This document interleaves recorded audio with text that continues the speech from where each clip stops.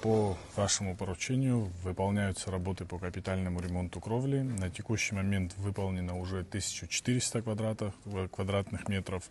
Осталось завершить еще 400. Плюс в ближайшее время планируется выполнить замену части окон на фасадной части здания и в боковой.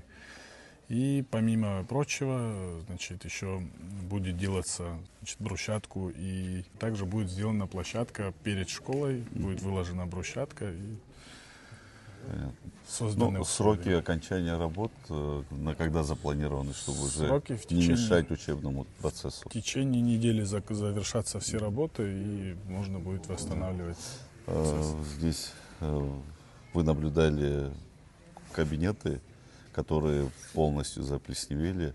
Надо будет по ним тоже принять решение, привести в порядок, чтобы, не дай бог, дети не заболели. Здесь с подрядной организацией, которая выполняет ремонтные работы по кровле, мы переговорили, они за счет средств прибыли как раз делают этот ремонт. Хорошо, спасибо.